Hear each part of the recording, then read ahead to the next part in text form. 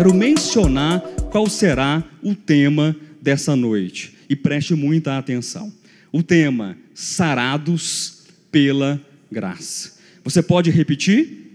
Muito bom. Sarados pela graça. E esse tema, deixa eu falar uma coisa muito importante para vocês. É um tema muito, muito especial para mim. Eu posso até dizer, sem nenhum exagero, que é um tema muito especial, precioso, para o ministério apostólico de volta à palavra. Pastor Josué, e por qual motivo esse tema, sarados pela graça, é tão importante, é tão precioso? A irmã Vera compartilhava comigo, antes do início desse culto, que quando ela recebeu a postagem, ela falou assim: eu lembrei de você. Lembrei de você, porque quando eu cheguei nesse ministério, há quanto tempo atrás, Vera? Para quem não escutou, há 16 anos atrás, nós ministramos esse tema, que foi uma série riquíssima de mensagens que falavam sobre a graça, um tema tão caro, um tema tão especial, um tema tão envolvente, um tema tão profundo que deve sempre alegrar e despertar o nosso coração. E é sobre isso que eu quero compartilhar com vocês nessa noite. É claro, não com as mesmas palavras de 16 anos atrás, possivelmente eu não vou utilizar os mesmos textos, mas o coração ainda pulsa pela graça.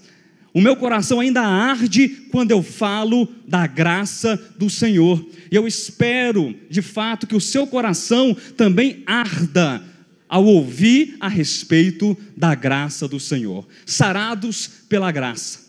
E o objetivo dessa mensagem, a priori, é falar sobre dois aspectos. É falar sobre dois pontos. O primeiro ponto seria sarados. E o segundo, pela graça. E ora, veja bem, quando nós falamos de sarados, quando eu falo sarados, essa palavra implica em quê? Sarados. Que pergunta, de repente, mais óbvia você faria diante de uma palavra dessa? Sarados. Talvez você perguntaria: sarados de quê? Sim ou não, pessoal? Sarados de quê? Pastor, mas eu não estou doente. Eu não estou nem com medo de doença alguma que está lá na China, na Europa, o coronavírus, qualquer outra coisa. Estou muito bem. As tripas estão funcionando, os rins estão funcionando, está tudo funcionando, a cabeça às vezes não vai bem, mas na medida do possível ela funciona muito bem, obrigado. Nem gripe eu pego, pastor. Eu sou de ferro, saúde de touro, não estou com nenhuma enfermidade. Mas é interessante que quando nós pensamos sobre sarados, isso implica em falar sobre uma doença qualquer, e preste atenção nisso, ao falarmos de qualquer doença, seja uma gripe, um resfriado, ou uma doença muito difícil de tratar, uma doença severa, uma doença degenerativa, uma doença que consome de fato a saúde do homem, nós precisamos pensar em três coisas. Preste atenção nessas três coisas, que estão intrinsecamente relacionadas a qualquer doença. A primeira é diagnóstico. Repita: diagnóstico. A segunda é prognóstico. Repita: prognóstico. E a terceira é tratamento. Repita: tratamento. Quando nós vamos ao médico, dificilmente nós vamos ao médico, nós temos uma saúde muito boa, não é verdade? E o médico fala para você, se você está com uma infecção urinária. Mas ele olha para a sua cara, fala assim: Cádimo, você está com infecção urinária. É assim que acontece? Não, você fala para o médico algumas coisas que estão acontecendo. Muito possivelmente o médico vai pedir o quê? Um exame de urina, vai pedir um exame de quê? De sangue, ele vai fazer o exame clínico e através dos sintomas e através também das análises de laboratório dos exames, estabelece-se um diagnóstico. Cádimo, você tem o quê? Uma infecção urinária. após o diagnóstico, nós precisamos ter da parte do médico, irmão Cádimo, um prognóstico, que é a evolução dessa doença e também como se faz o tratamento. Eles estão unidos. Você não tem diagnóstico sem um prognóstico e sem um tratamento. O médico vai passar para você o quê? Um remédio. E há um prognóstico de cura dessa doença, ou mesmo de afetação dessa doença no seu organismo. Imagine só, uma pessoa que de repente vai ao médico, e o médico, depois de vários exames, uma bateria de exames, diz para a pessoa, para uma mulher, você tem câncer de mama. Você tem um nódulo muito pequeno, milímetros apenas.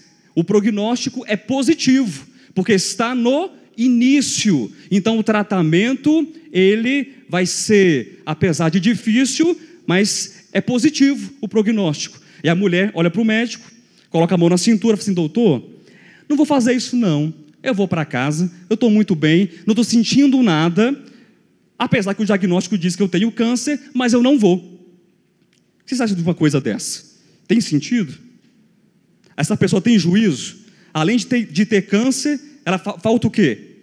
Juízo. Vai para casa com uma doença, com um diagnóstico, ela não tem um tratamento. Pastor, o que isso tem a ver com o culto dessa noite? O que isso tudo tem a ver com a palavra sarados pela graça? Meu querido irmão, tem muito a ver. O que eu acabei de dizer, esses termos técnicos, que não são desconhecidos para nós, isso aqui não é novidade para ninguém, ou é diagnóstico, prognóstico e tratamento. Todo mundo já ouviu falar sobre isso na vida. É uma metáfora.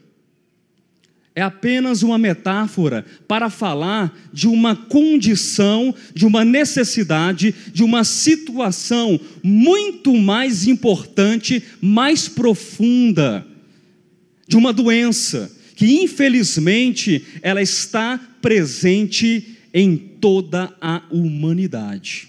Talvez você não seja gripado, talvez você não tenha problema de infecção urinária, talvez você não tenha nem dor de cabeça, nem dor de dente, você de fato seja uma pessoa muito saudável, mas todos nós, infelizmente, compartilhamos da doença chamada pecado. E essa doença precisa ser tratada. E a segunda parte da mensagem fala sobre isso, sobre o tratamento, não apenas sobre o prognóstico dessa doença, mas também sobre o tratamento dessa doença. Um dos textos mais belos e explícitos da palavra do Senhor, que eu gosto muito de citar, é Romanos capítulo 6, versículo 23. Quem pode me ajudar? Aqueles que já memorizaram esse texto, os leitores das Escrituras. Romanos 6, 23. Porque o salário do pecado é a morte. Calma aí. Porque o salário do pecado é a morte. Então tenha nesse texto o pecado como sendo o quê? A própria doença, o mal que está alastrado no homem, não como uma natureza, mas como uma condição caída, como uma consciência caída. E o texto diz, o salário do pecado é a morte. Até esse ponto do versículo, qual é o prognóstico? O que se fala a respeito dessa doença chamada pecado? Qual o resultado? Responda, qual é a consequência? Qual é o salário? É a morte. Ponto final? O versículo acaba por aí? Graças a Deus. Mas, tem um mas, porque o salário do pecado é a morte. Mas, diga mas, o dom gratuito de Deus é a vida eterna em Cristo Jesus, o nosso Senhor. Louvado seja o nome do Senhor. Sarados pela graça. O nosso mal maior não é a gripe. O nosso mal maior não é o câncer.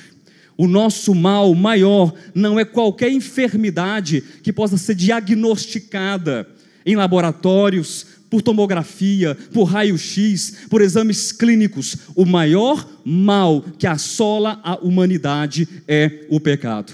Mas eu tenho uma boa notícia para você. Eu tenho uma boa notícia para você. As Escrituras têm uma boa notícia para você. O versículo não acaba porque o salário do pecado é a morte. Não. O versículo continua dizendo que o dom gratuito de Deus é a vida eterna em Cristo Jesus, o nosso Senhor. É uma vida comprada a alto preço. É uma vida eterna que você faz isso aqui, ó o suor, estão vendo o suor escorrendo? Para adquirir a vida eterna. É isso? Ela é gratuita. Como o texto é rico, o dom, que é o presente, e esse presente gratuito. É um presente, eu nunca vi, é um presente já. E ele é gratuito. Isso me faz pensar sobre a graça, queridos. Você pensa sobre a graça na sua vida? Essa graça que te alcançou. Nós cantamos essa graça que é maravilhosa, essa graça que nos sustenta, essa graça que nos dá a vida, essa graça que nos faz respirar, essa graça inclusive que nos cura, que nos salva. E eu gosto muito, eu repito, de falar a respeito da graça de Deus. É um dos temas que mais anima o meu coração. E é interessante quando nós falamos sobre a graça de Deus, do ponto de vista didático nas Escrituras, do ponto de vista conceitual, ela é progressiva. Eu repito, do ponto de vista didático, do ponto de vista conceitual, ela é progressiva. Eu quero explicar para que não haja nenhuma má interpretação naquilo que eu estou dizendo. A graça é una, amém? A graça é única, a graça é perfeita, a graça é absoluta, a graça é imutável, a graça é a mesma ontem, a graça é a mesma hoje, a graça será sempre a mesma, eternamente. Mas quando nós olhamos para as Escrituras, nós vemos que há uma projeção da graça.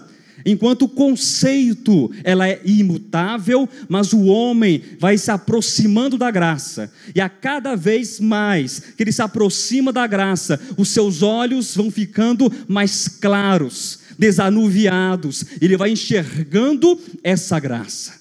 E enquanto o conceito, a grande maioria de nós tem muito tempo já de vida cristã. Eu já tenho mais de 4 décadas, porque eu nasci num lar cristão.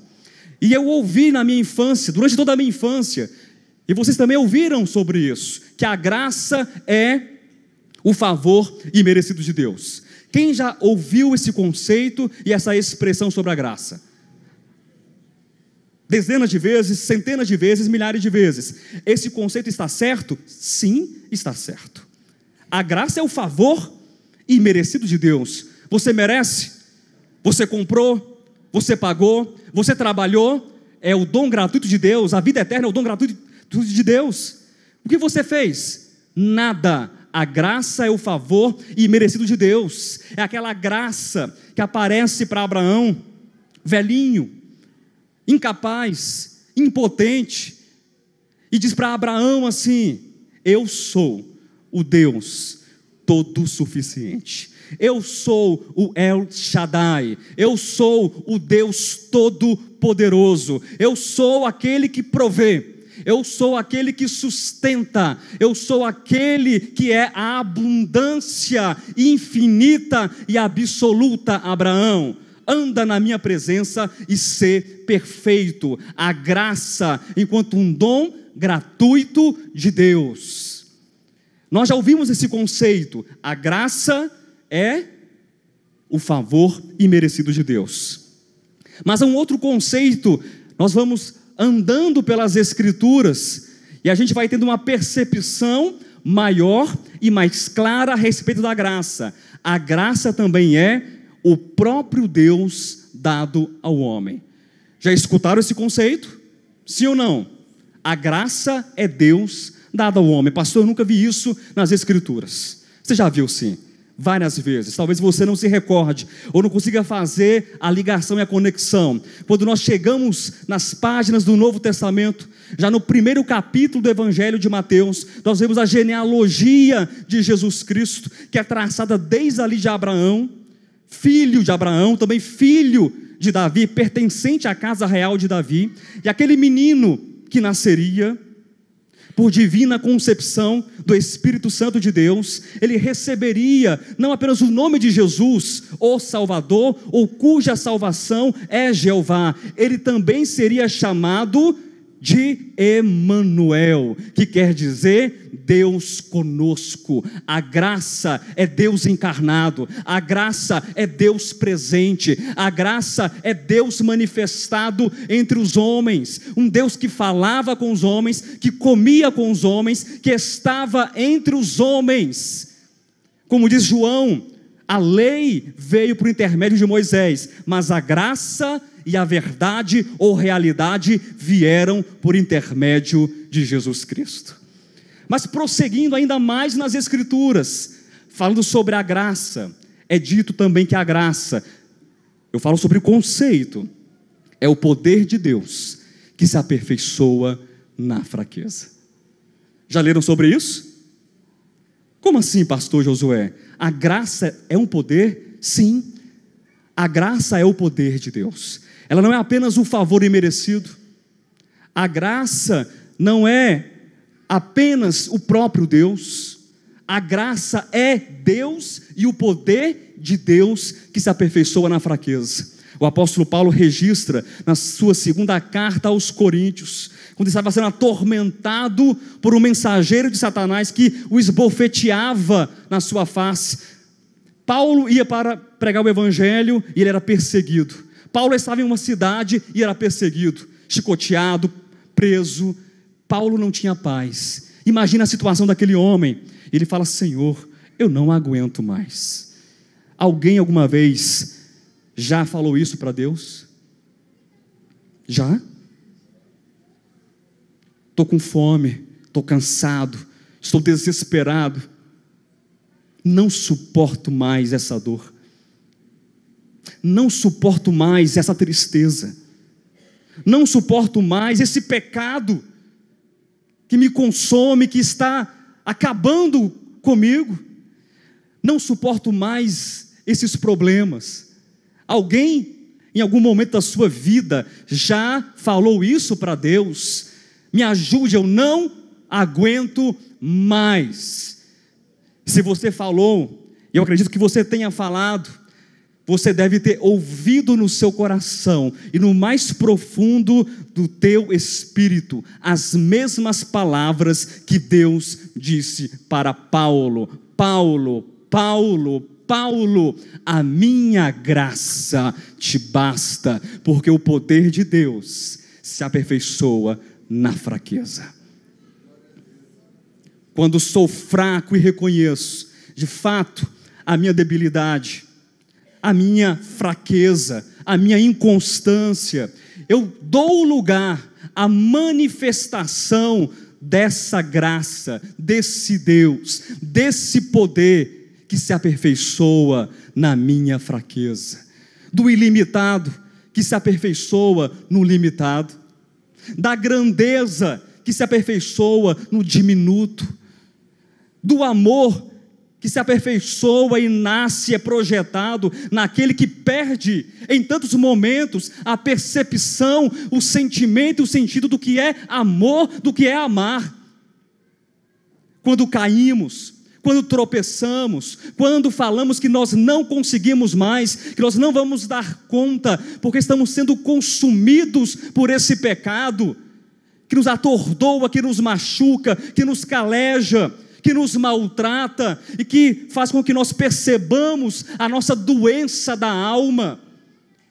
Deus aparece, Deus brilha, dizendo que Ele é poder na sua vida, que Ele é graça na sua vida. Existem outros inúmeros conceitos, queridos, a respeito da graça. Eu não poderia compartilhar tantos conceitos numa noite só, mas eu quero encerrar a primeira parte dessa ministração com mais um conceito. E esse conceito, na verdade, na minha opinião, para hoje, nessa ministração, é o gancho da mensagem. Ele é o porquê, ele é a razão, é o sentido dessa ministração. A graça é algo mais. A graça é o remédio divino que sara o homem. Será que eu posso escutar um amém para Jesus? Eu vou repetir para você. Acho que eu preciso repetir para você, mas esse conceito abundante da graça. A graça é o remédio divino que sara o homem. Amém. Nós precisamos ser sarados. Você sabia disso? Você sabia disso? Pastor, mas eu estou bem. Eu louvo a Deus porque você está bem. Pastor, eu estou bem espiritualmente. E eu louvo a Deus porque você está bem espiritualmente. Mas infelizmente, enquanto nós estivermos ainda nesta vida, nessa trajetória, naquilo que a Bíblia chama desse curso deste mundo, mesmo não estando nesse mundo, sendo tragados pelo mal, pelo pecado, infelizmente, existe essa condição.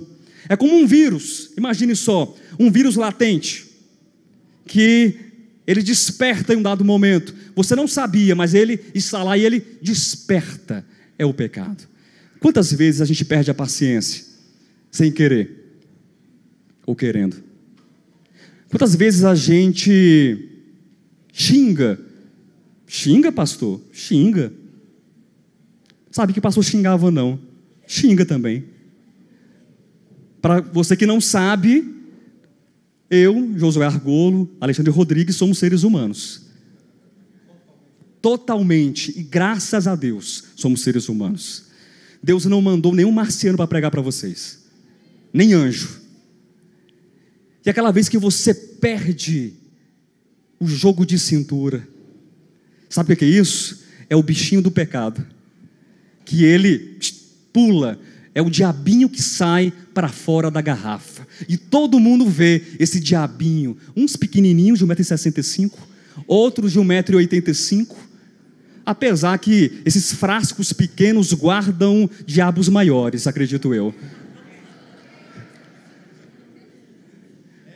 É verdade. Quem já viu o diabo sair desse frasco sabe do que eu estou falando. Sim ou não, pastor Alexandre? Com certeza. Mas enfim, queridos, nós precisamos ser sarados. E agora a mensagem ela começa a respeito de sermos sarados pela graça, que é o favor de Deus, sim ou não? Que é o que mais? O próprio Deus dado ao homem, e o que mais que ela é? Ela é o poder de Deus que se aperfeiçoa na fraqueza, e a graça é o remédio divino para sarar o homem. Eu quero compartilhar 3 textos com você. Abra sua Bíblia no primeiro texto, lá no final das Escrituras, não é na chave bíblica, mas é no livro de Apocalipse, capítulo 21. Acho que a convivência, ela vai fazer com que a gente espelhe as pessoas, pastor Alexandre. As minhas introduções geralmente eram de 5 minutos, de 10. Agora eu gasto 40 minutos de introdução e 10 de desenvolvimento. Por que será? Apocalipse capítulo 21. Deixa eu ler com você 2 versículos, o versículo 3 e o versículo 4. Depois nós iremos ler o capítulo 22, versículos 2 e 3. Quem achou, diga graças a Deus. Versículo 3 e 4 de 21.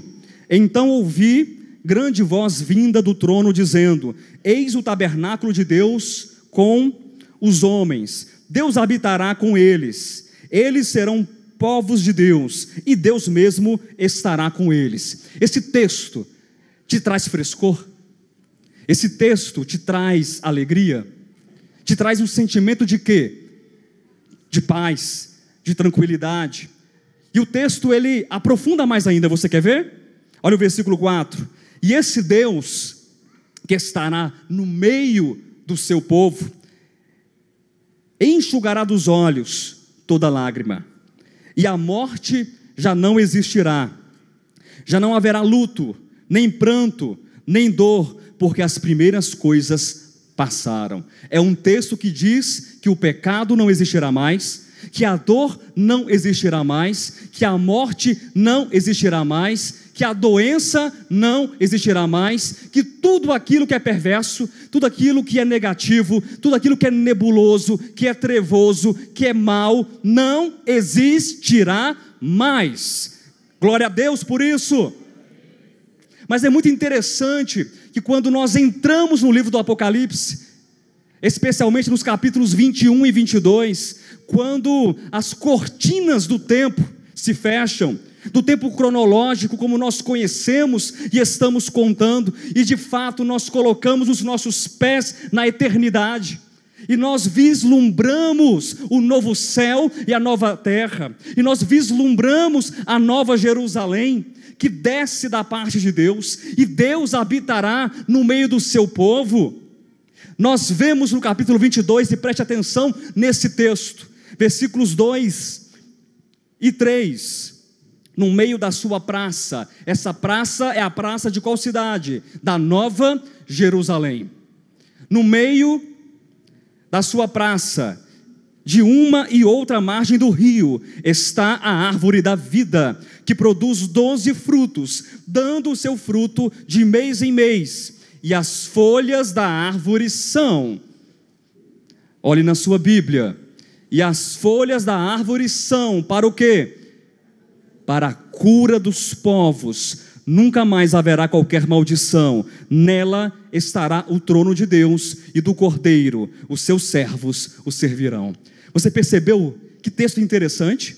Nós acabamos de ler no capítulo 21, que não haverá mais morte. Me ajudem por favor. Haverá morte? Haverá dor? Haverá sofrimento? Haverá corrupção? Nada disso. As primeiras coisas já passaram. Mas o capítulo 22 diz que há uma árvore plantada no centro da cidade. E não esqueça você que esta árvore, a árvore da vida, é o próprio Deus, é o próprio Cristo. Não esqueça você que a Nova Jerusalém não é uma cidade literal, mas é o povo eleito, escolhido de Deus. E esta árvore está no centro da cidade. Ela possui 12 frutos, dá 12 frutos. E as folhas dela servem para o quê? Para curar as nações. Pastor, mas você não leu dizendo que não haverá mais morte, sofrimento e dor? Sim, de fato não haverá. Mas não esqueça, o Apocalipse é um livro simbólico. E por trabalhar com símbolos, nós temos aqui a declaração forte, alto e bom som, de um memorial eterno da graça de Deus. A graça é necessária, a graça é o nosso pão, a graça é o nosso alimento. Tanto que na Nova Jerusalém, esse memorial está descrito, que as folhas daquela árvore têm como serventia, têm como propósito curar as nações, para que o homem jamais, nunca se esqueça desse memorial, que nós fomos sarados pela graça, que nós fomos reconciliados pela graça, que nós fomos restaurados pela graça, que nós fomos limpos, salvos pela graça de Deus. É um memorial eterno de que a graça é curadora, de que a graça é salvadora, de que a graça é transformadora, e nós em nenhum momento podemos nos esquecer desse favor, desse poder, dessa pessoa, dessa graça que age em nós. Aleluia. Sarados pela graça. Há mais um texto que eu quero ler com você. Abra sua Bíblia em Efésios capítulo 2. O que a graça é mesmo, queridos? O último item é o remédio divino. Já esqueceram? O último ponto que foi compartilhado, a graça é o remédio divino para a cura da humanidade, do homem. Você é a humanidade? Você faz parte da humanidade? Então, é para a tua cura também. De repente você não está tão convencido assim de que você precisa de cura. Pastor, não estou convencido de que o homem está numa condição carente de cura. Não estou convencido. Então eu separei um texto para você que não está convencido disso, que se encontra em Efésios, capítulo número 2, do versículo 11 ao versículo 13. Quem achou, diga amém.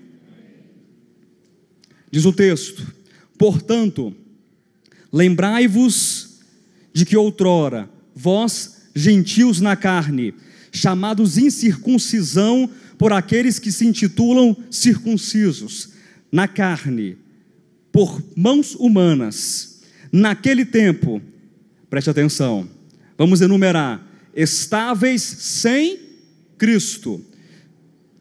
2, separados da comunidade de Israel. 3, estranhos às alianças da promessa. 4, não tendo esperança. 5, sem Deus no mundo. Mas agora em Cristo Jesus, vós 6, que antes estáveis longe, fostes aproximados pelo sangue de Cristo. Nós enumeramos 6 condições em que o homem é retratado separado, longe, distante de Deus, sem as promessas, desvalido. Essa é a condição do homem. Essa era a nossa condição. E às vezes nós nos sentimos assim também. Eu quero dar mais uma grande notícia para você. Mesmo que você se sinta assim, em algum momento, sempre, eu repito, sempre a graça estará à tua disposição. Não existe separação, tamanho, largura ou profundidade. Não existe abismo, não existe nada nesse mundo, fora deste mundo, que possa nos separar da graça do Senhor. Mas essa é uma condição humana, às vezes, de separação, de desconhecimento, de tristeza, de morte. Eu escolhi mais um texto para encerrar essa trilogia de textos. Abra sua Bíblia, por favor, lá no Evangelho de Lucas, no capítulo 10. Eu quero compartilhar a parábola do bom samaritano. Quem aqui conhece a parábola do bom samaritano? Todos já ouviram essa parábola. Capítulo 10, a partir do versículo 30. Eu vou recortar, vou pular os versículos anteriores, a partir do versículo 30 até o versículo 35. Nós lemos um texto que fala que o homem estava separado, distante de Deus, distante e alheio às promessas. E eu quero que você perceba, através de uma parábola, que há também distanciamento, que há um tipo de dor, que há um tipo de sofrimento, que há algo que o pecado faz conosco, que nos fere, que nos maltrata. E nesse texto que vai ser lido, eu quero que você perceba 4 coisas na parábola do bom samaritano. Eu repito, 4 coisas na parábola do bom samaritano que estão ligadas a sermos sarados pela graça. Acompanhe na sua Bíblia, versículo 30. Jesus prosseguiu dizendo: certo homem descia de Jerusalém para Jericó. Cristo falando como intérprete da lei, ok? E veio a cair em mãos de salteadores, esse homem que descia, os quais depois de tudo lhe roubarem e lhe causarem muitos ferimentos, retiraram-se, deixando-o, como está na sua Bíblia, morto. Grave essa palavra. Casualmente descia um sacerdote por aquele mesmo caminho, e vendo-o, passou de largo. Semelhantemente, um levita descia por aquele lugar, e vendo-o, também passou de largo. Versículo 33, certo samaritano, que seguia o seu caminho, passou-lhe perto. Ele não passou de largo, ele passou perto. E vendo-o, compadeceu-se dele, e chegando-se, pensou-lhe os ferimentos. Deixa eu já dar uma explicação nesse texto. A palavra pensou-lhe aqui não é pensar. Ele ficou observando e pensando os ferimentos. É de penso, de colocar uma espécie de curativo, de atadura, é de fazer um curativo naquele homem. Ele pensou-lhe os ferimentos, aplicando-lhes óleo e vinho, e colocando sobre ele o seu próprio animal, levou-o para uma hospedaria e tratou dele. No dia seguinte tirou 2 denários e os entregou ao hospedeiro, dizendo: cuida deste homem, e se alguma coisa gastares a mais, eu te indenizarei quando voltar. Muito simples, muito clara essa parábola, sim ou não? Alguma dificuldade para entender essa parábola? Um homem que descia para Jerusalém, ele foi o quê? Roubado, foi espancado por ladrões, por salteadores, deixado praticamente o quê? Morto. E ele está à beira de um caminho, vem o que diz o texto? Sacerdote, olha de longe, faz o quê? Socorre o homem, passa de largo. Passa também o que? Um levita, olha o homem e faz o quê? Passa de largo. Vem um samaritano que se aproxima, chega perto e se compadece daquele homem, coloca aquele homem no seu cavalo, aplica um curativo com óleo, com vinho, leva aquele homem para uma hospedaria.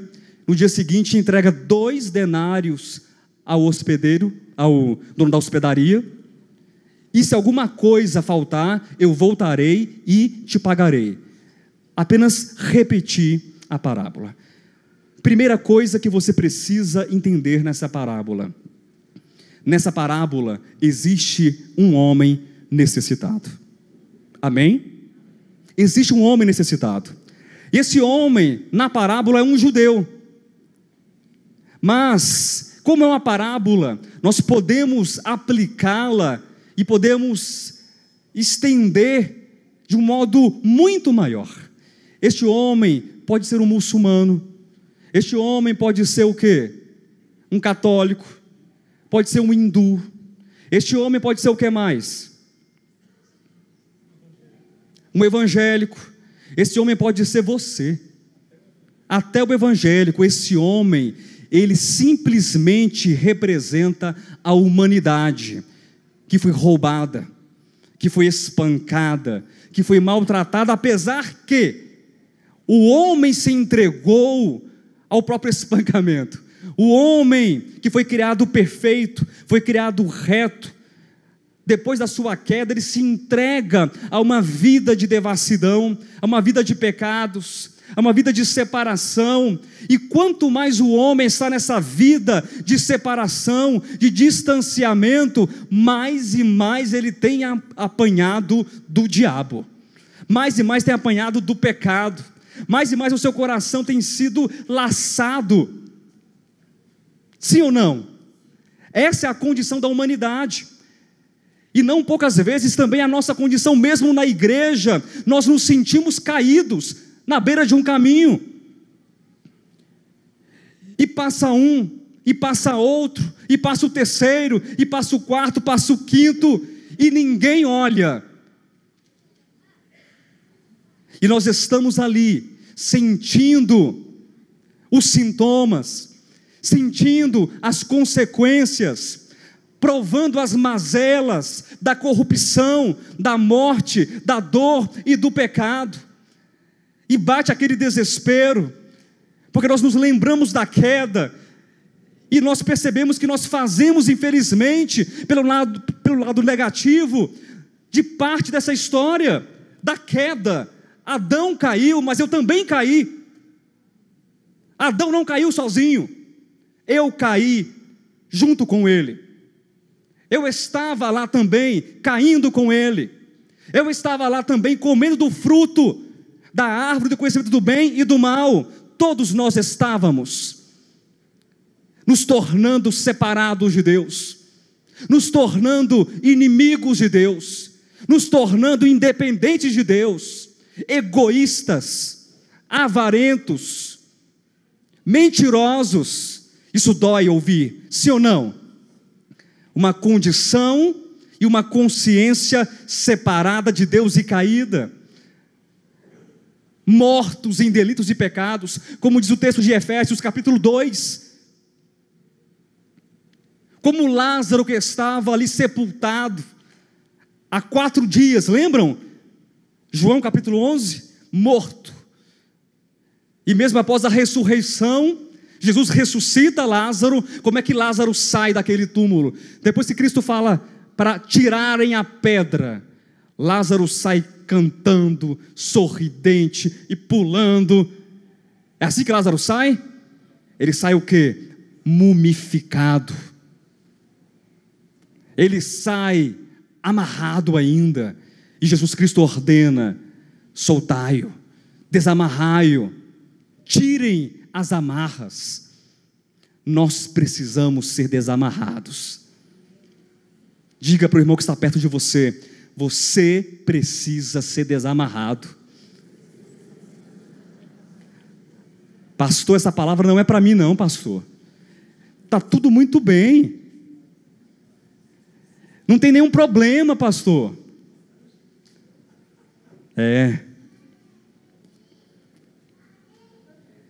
Existe um homem caído, necessitado, que está à beira do caminho.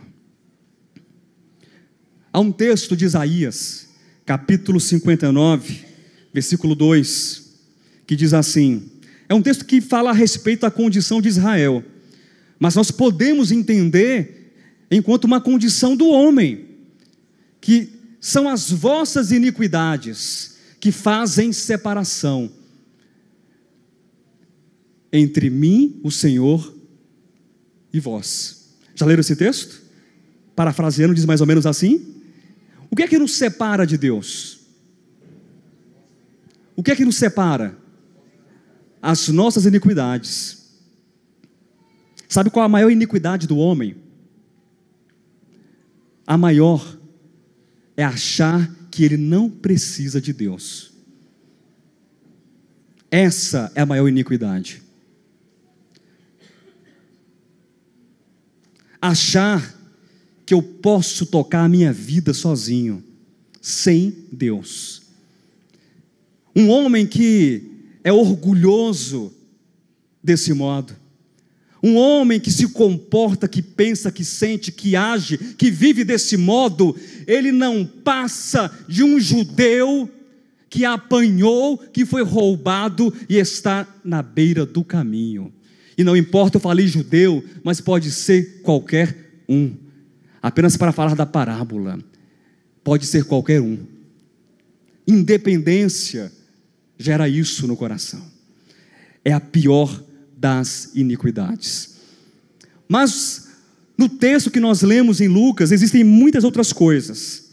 Não há apenas um homem necessitado de cura. Amém? Existe um outro homem, existe um segundo homem nessa parábola, que é ativo, que é presente. É o homem que socorre aquele que está necessitado de cura. E na parábola, este homem é chamado de o bom samaritano. Você esperaria, conforme a sua leitura contextual das Escrituras, eu sei que você é douto nas Escrituras, você esperaria que um samaritano fosse ajudar um judeu, de acordo com aquilo que se entende da história, da cultura daqueles dois povos? Sabe o que nós aprendemos com isso? A graça não pode ser formatada. A graça não pode ser encaixotada. A graça não pode ser medida. A graça não pode ser explicada. Eu posso até mesmo estabelecer alguns conceitos, como eu fiz hoje à noite com vocês, a partir das Escrituras, mas a graça não tem explicação. A graça é maravilhosa, ela nos alcança, ela nos atinge, ela nos socorre, e nós não esperamos, mas ela está lá presente, sempre, dia após dia. Ela não está distante como o levita, não está distante como o sacerdote, não está do outro lado do caminho, mas essa graça está perto, essa graça está próxima de nós. É uma graça íntima, é uma graça que está apegada ao meu espírito, ao teu espírito, ao meu coração, ao teu coração. É uma graça que está presente dentro de nós. Não existe apenas o homem caído, não existe apenas a condição de morte, não existe apenas a condição de dor, de sofrimento. Infelizmente existe essa condição, mas também existe cura, mas também existe vida, mas também existe solução.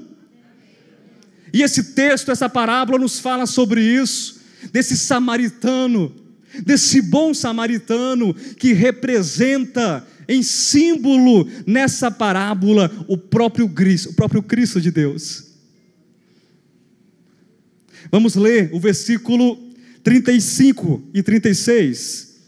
No dia seguinte tirou 2 denários e os entregou ao hospedeiro, dizendo: cuida deste homem, e se alguma coisa gastares a mais, eu te indenizarei quando voltar. Preste atenção no versículo 36. Jesus Cristo perguntando para o intérprete da lei: qual destes 3, o samaritano, o sacerdote ou o levita, parece ter sido o próximo do homem que caiu nas mãos dos salteadores? Esse texto, queridos, acho que de 10 vezes que é pregado, possivelmente 9 vezes, os pregadores falam a respeito do nosso serviço, da nossa ação de misericórdia para com o próximo. Entenderam? Aquilo que você pode fazer para o teu próximo. E cabe no texto, obviamente cabe no texto. Deixa eu explicar um pouco melhor. Aquele que está necessitado, aquele que está precisando de cura, de ajuda. O que nós falamos a respeito deste? Ele é o que? O nosso próximo. É compreensível para vocês? É o nosso próximo. Quem é o teu próximo? Teu melhor amigo? Também. Aquele que sempre te faz o bem? Também. E aquele que te maltrata? Também. Entenderam a situação? Este é o próximo. Mas é interessante, eu quero destacar nesse texto, como o Senhor coloca na parábola quem é o próximo daquele que está caído. Você percebe isso no texto? Na pergunta, Jesus Cristo, ele pergunta para o intérprete da lei, dos 3 homens que passaram e viram aquele que estava caído, estava semi-morto, quem era o próximo daquele que foi espancado e caiu nas mãos dos salteadores? Quem era o próximo? Foi o escriba? Foi o levita? Quem foi? Respondeu-lhe o intérprete da lei, o que usou de misericórdia para com ele. Então lhe disse: vai e procede tu de igual modo. Sim, o nosso próximo, nós devemos também estender a misericórdia. Mas nesse texto, o bom samaritano, que é símbolo e a representação de Jesus, ele é aquele que está próximo de nós. Meu querido, eu quero dizer uma coisa importantíssima para você. E leve isso para casa, leve isso no teu coração. Jesus Cristo é o bom pastor que deu a vida por suas ovelhas. Jesus Cristo é o bom pastor que conforme diz o Salmo 23, Ele nos leva para as águas tranquilas de descanso, para as pastagens seguras. Ele é o bom pastor que unge a nossa cabeça. Jesus Cristo é o próximo que coloca a sua mão, estende a sua mão poderosa e pensa os nossos ferimentos, e derrama azeite, e derrama vinho sobre a nossa dor. Jesus Cristo é a mão do médico amigo, que nunca nos falta, que nos acompanha, que cuida, que abraça, que socorre. Jesus Cristo é o braço do Senhor, que nos dá e nos é a salvação, que nos tira, como escreveu Davi, de um tremedal de lama e coloca os nossos pés sobre uma rocha segura. Jesus Cristo é o próximo, que é o nosso consolador, que diz assim: eu estou contigo todos os dias, até a consumação dos séculos. Jesus Cristo é o próximo que nos acompanha, é o próximo que nos alimenta. Jesus Cristo é o próximo que nos cura, que nos salva, que nos socorre. Nós temos que enxergar não apenas a condição caída, mas temos que enxergar que existe uma solução, que nós estamos sendo, sim, todos os dias, sarados pela graça do Senhor. A cada manhã que você se levanta, você está sendo sarado por essa graça. Você experimenta um pouco mais desse remédio, uma dose mais forte dessa graça que sara, que cura, que liberta, que desamarra, que faz com que o homem, ele enxergue a sua dependência de Deus. E quanto mais dependente nós somos de Deus, mais sarados, mais curados, mais libertos nós somos. Você percebe isso? Eu disse que nesse texto nós veríamos 4 coisas. Nós vimos a primeira, o homem necessitado. Nós vimos a segunda, o homem que socorre o necessitado. Estou caminhando já para o encerramento dessa ministração. Quero apresentar simultaneamente a terceira e a quarta coisas que devemos ver nessa parábola. Lugar de cura. Diga: lugar de cura. É a terceira. A quarta, os meios usados para a cura. Eu quero compartilhar brevemente com vocês a respeito desse lugar de cura e os meios utilizados para essa cura.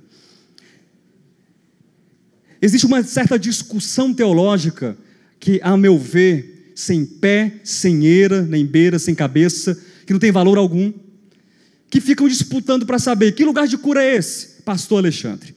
É a igreja, é o lugar de cura. Aí o outro diz: não, eu não concordo. Não é a igreja que é o lugar de cura, é Cristo. Eu diria para vocês que o lugar de cura é Cristo.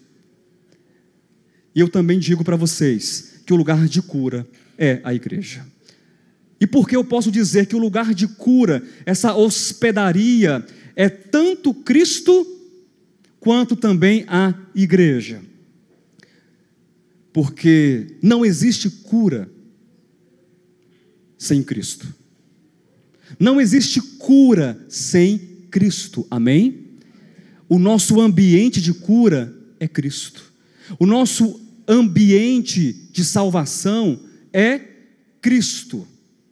Mas a igreja, como despenseira de Deus, como armazém de Deus, como uma hospedaria, como a extensão de Cristo, porque Ele é o cabeça e a igreja é o corpo de Cristo na terra. A igreja não é a reconciliação, a igreja não é a cura, a igreja não é a salvação, mas a igreja, ela expressa, ela prega, ela anuncia, ela manifesta a cura, a libertação, a salvação e a reconciliação.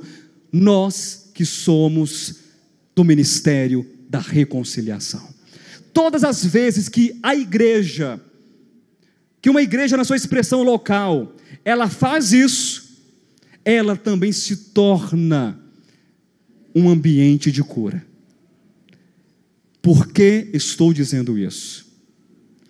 Porque eu quero falar uma coisa inédita para vocês nessa noite. Inédita. Vocês nunca ouviram isso. Sabe qual é? Santos do Senhor, não deixeis de congregar. De repente você pode dar com os ombros, você pode falar assim, tem nada a ver. Eu venho quando quiser, quando puder. A igreja é lugar de cura. O Espírito Santo é lugar de cura. Sabe por quê? Aí vem o quarto ponto que nós vamos ver para encerrar essa ministração, que são os meios de cura, que nós vamos ver nessa parábola. A igreja não é reconciliação, a igreja não é salvação, a igreja não é a cura, mas ela, como porta-voz, como braços, como mãos, como pés do próprio Cristo, ela traz o anúncio dessa cura. E esse bom samaritano, ele faz algumas coisas por aquele que estava caído no caminho.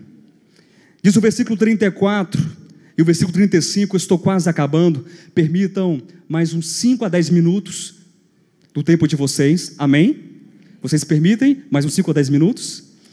Versículo 34 diz assim: e chegando-se, pensou-lhe os ferimentos, aplicando-lhes óleo e vinho, e colocando sobre o seu próprio animal, levou-o para uma hospedaria e tratou dele. No dia seguinte, tirou 2 denários e os entregou ao hospedeiro, dizendo: cuida deste homem, e se alguma coisa gastares a mais, eu te indenizarei quando voltar. Rapidamente, vamos identificar na parábola alguns símbolos redentores, alguns símbolos graciosos.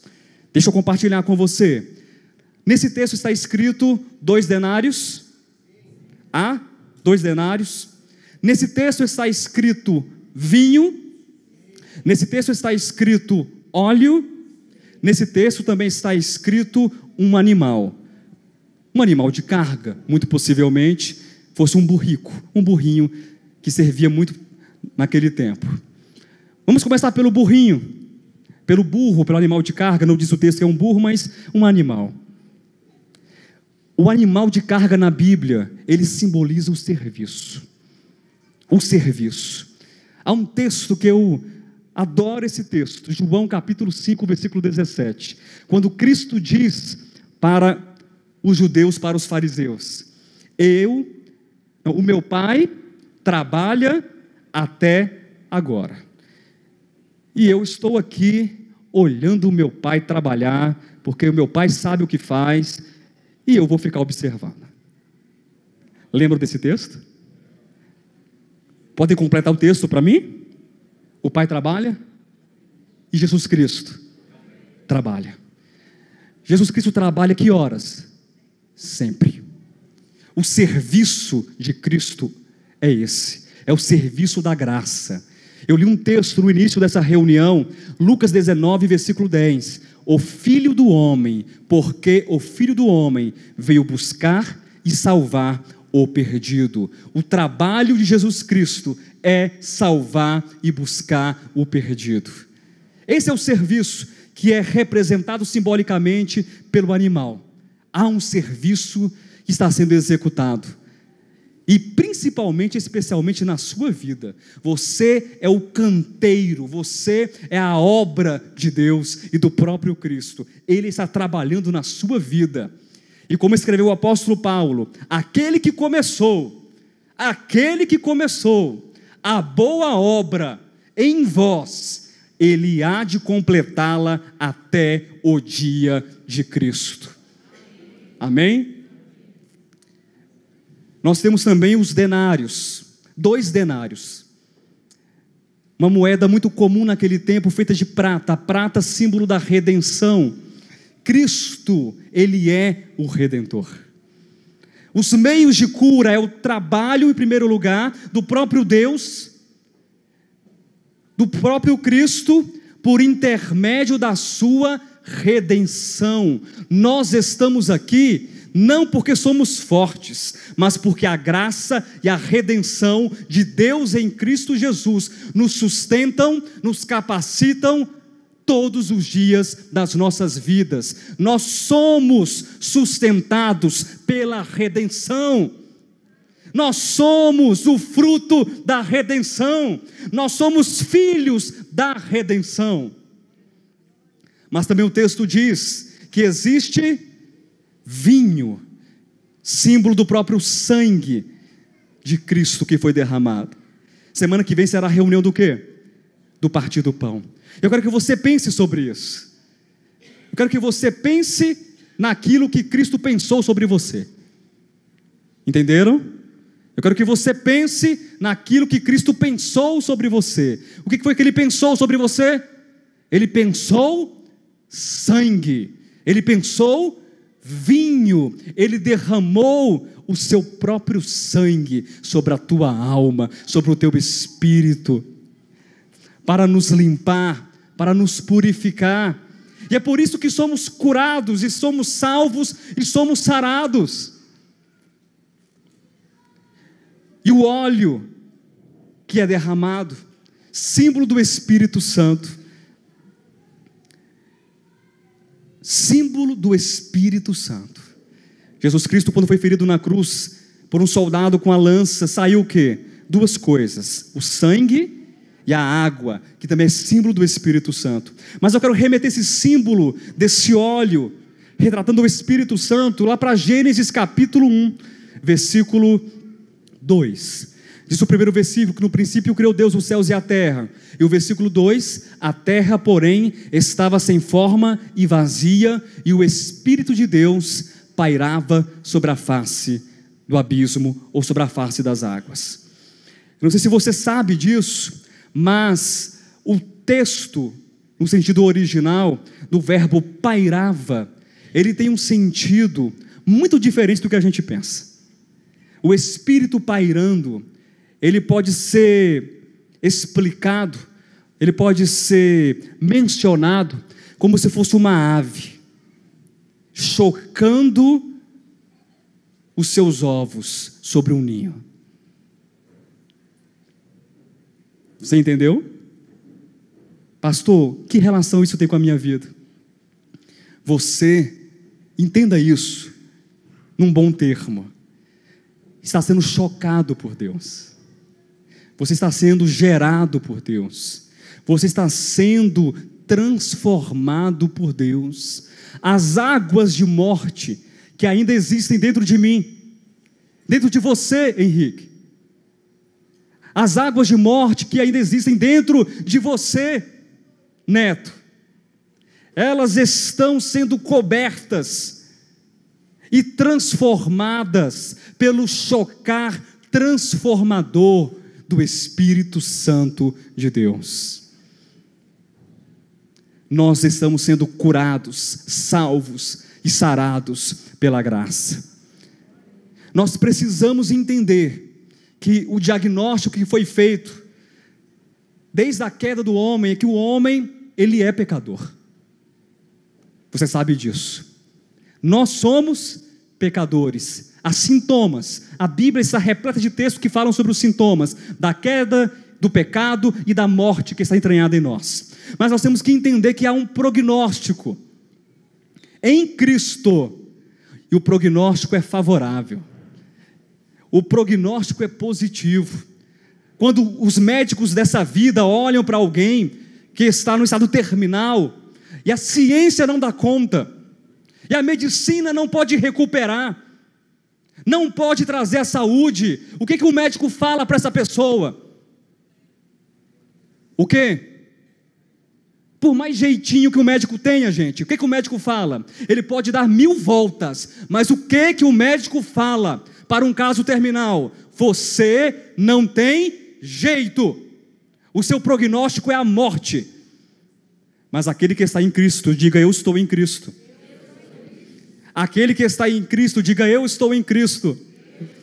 O nosso prognóstico é positivo, é certo, é seguro, é abundante. A graça de Deus, ela está nos curando, e ela vai nos curar completamente. Aleluia! Não esqueça disso. Mas é necessário, todos os dias, você tomar uma dose desse remédio divino. Faça um chá com essas folhas da árvore da vida. Chá toda manhã. Está tomando chá de quê, marido? Tomando chá de quê, esposa? Chá de folhas da árvore da vida. Gente, isso vai curar vocês de uma maneira, a cada um de nós, que a gente não tem ideia. Tome chá de salvação.